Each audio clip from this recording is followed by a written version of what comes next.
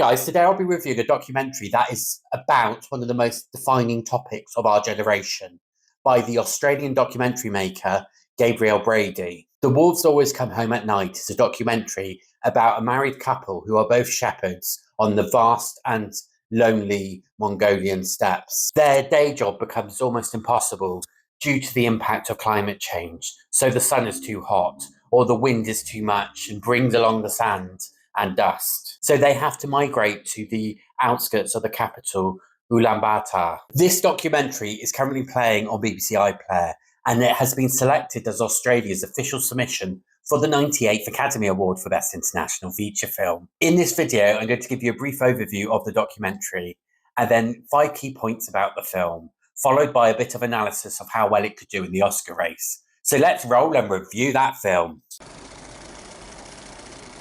If you're new to my channel, my name is Paul, and I review the best of world cinema, and I follow the race for Best International Feature Film Oscar, from countries selecting their film to the final winner. And in today's film, The Wolves Come Home at Night, we see the lives of 2 shepherds who are living in yurts on the vast open spaces of the Mongolian steppes. They spend their day farming. They look after the goats and they look after their children in a really basic, back to basics form of living. There's no mod cons here. There's no huge amount of technology. They are living the simple life.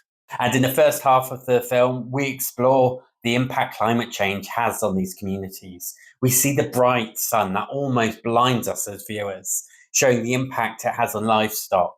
We see dust being thrown around because of the winds, which makes, again, almost visibly impossible to look at this community. And it gets to the point where these shepherds decide they can no longer live here in their basic and traditional nomadic lifestyle. And they make the decision to migrate towards the capital, Ulaabatar, like many other shepherds have done that have worked on the land.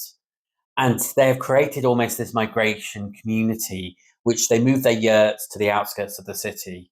And this life is very different. It feels much more poverty-driven. They're required to join the rat race of capitalism, undertake low-pay labour, and so in construction, in moving manual things. And we see how their life has changed as a direct result of climate change. This film uses a really interesting concept in terms of its documentary making. It's not one of those pure documentaries that claim to just capture the essence of everyday life of an individual or groups of people. Instead, it's more of a docudrama. The director actually caught these couple on their decision to leave the steppe to go towards the capital urban city, and therefore had to recreate the scenes of them making the decision to leave and what their traditional lifestyle was before they made that decision. And once they have actually left where they have set up their yurt towards the urban centre, we actually have much more of a traditional documentary making where it really captures what their everyday experience is. And I think the director did this because it then sets a very clear narrative. You can tell the story of here's the traditional life, here's the impact climate change has had, this is the result what these individuals have had to do in order to keep alive and keep themselves within a job. And this is the outcome that happens.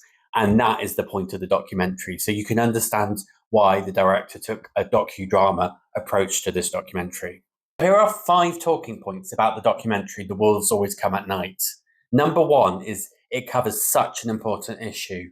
There is no other issue defining our generation that currently exists on Earth, is the fact the impact of climate change will have.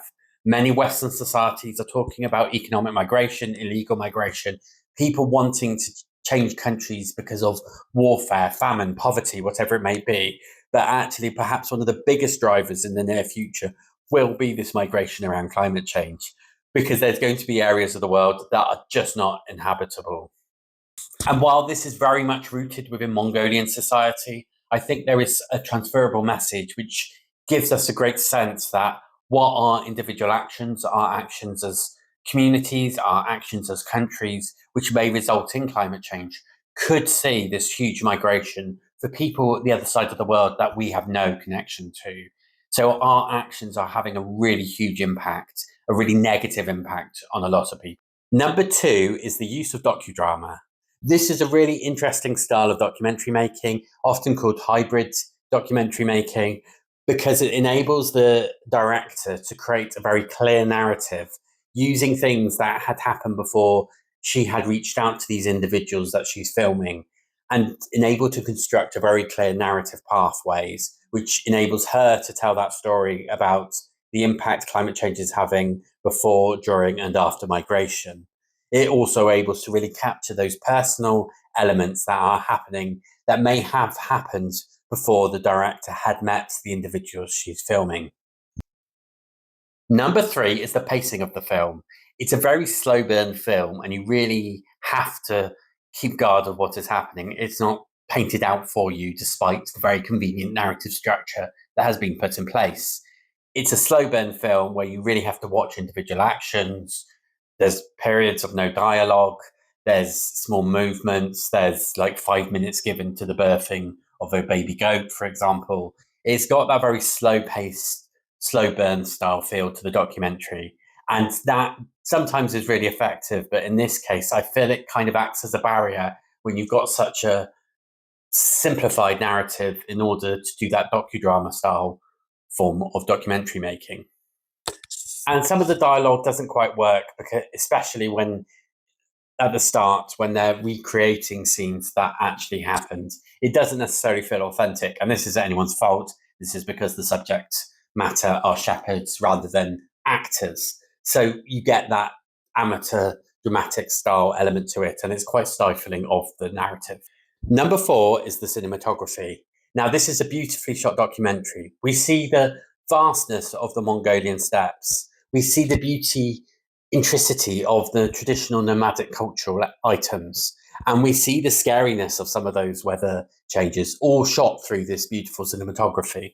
And there's a great contrast compared to when they're in the steppe versus when they're in more urban settings. And that really comes alive through the cinematography. And number five is perhaps the overuse of cinematography, which might contradict number four, but here we go. Well, yes, it's an absolutely beautifully shot documentary. I think sometimes there's some decisions where it goes over the top.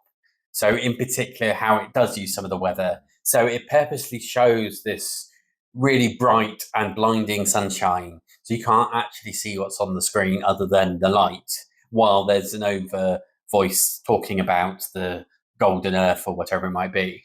And what I feel there, yes, that's really important because it's getting a message across about the impact of climate change and the dryness in the summer and whatnot. However, you could balance it out, because I also wanted to see what the individual was doing, what their dress looks like and whatnot. And so I feel you could have perhaps balanced it out a bit better. And I think there's just certain moments that felt a bit too arty, and it just took me out of the narrative it's trying to create. And again, it kind of contradicts the purpose of doing a docudrama and hybrid approach to documentary making, because you're wanting to set out a very clear narrative. And then when you do, you kind of disrupt it through some overuse of beautiful cinematography, as it were. So overall, this is a documentary I'm glad I've seen. It covers really important political points, and it provides some interest because I'm interested in nomadic cultures. But there are just moments that don't quite work for me. But I'm really glad I've seen this documentary. I would therefore give The Wolves Always Come Out at Night 3 stars. It will surprise some that a Mongolian documentary has been submitted by Australia for the Best International Feature Film Academy Award, but the director is Australian herself, Gabrielle Brady. Despite the rich history of cinema coming out of Australia, the country itself have only ever submitted 17 films for the Oscar category and have received one nomination for the film Tana in 2016, which ironically could have been submitted by Vanuatu. They have also had one shortlisted film, Samson and Delilah, which was based in Aboriginal cultures. Australia don't have the best track record from the films they've submitted. They're ranked overall 53rd most successful country, and in the last 10 years are ranked 70th, which is in part due to the lack of submissions put forward.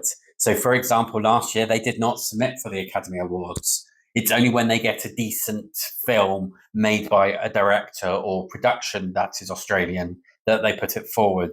And this is part due to the fact the vast majority of Australian films are in the English language.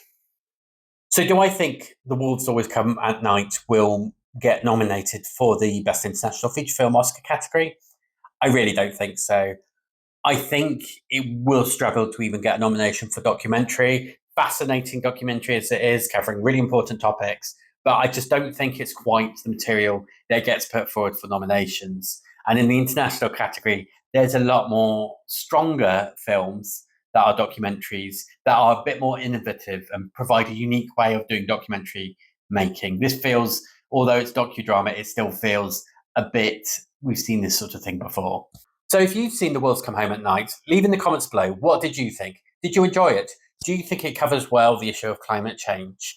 And is there anything about Mongolian culture you learned from it? And if you want to see more news and reviews for the Best International Feature Film Academy Award, please do subscribe to my channel, Global Film Pool. Thank you very much for watching, and I hope to see you again soon.